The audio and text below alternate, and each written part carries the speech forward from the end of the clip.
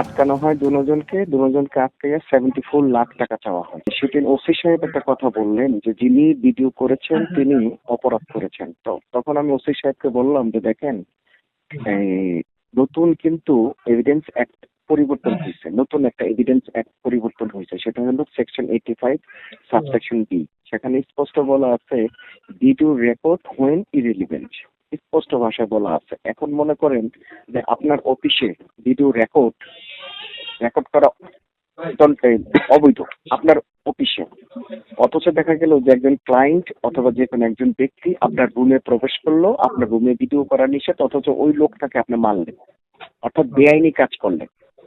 তো বেআইনি কাজ যখন করবেন তখন যদি এটা যদি এভিডেন্স রাখে, এটা কি তার অপরাধ?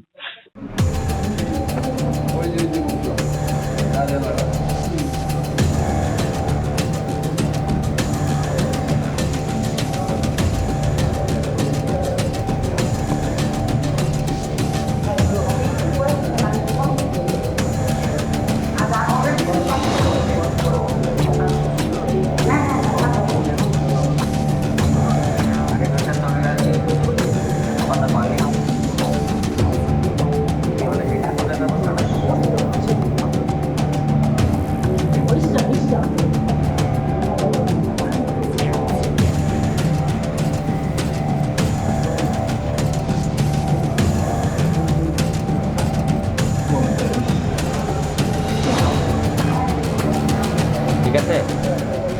ওই সময় ছিলাম না, আমি ছিলাম বাসায়। আচ্ছা। আয়সা তো ওই যে থানায় আসামি মামলা হয়েছে রাত্রে, পরে এরা সেন্ট্রি এবং ওই যে দ্বিতীয় বছর খবরে তো বোঝা যায় আমরা রাতে যাওয়ার আগে। আমি রাউন্ড ডিউটি 7টার সময় গেছি ডিউটি করে, পরে রাত্রে 10টার সময় আসা দেখি যে এই ঘটনা।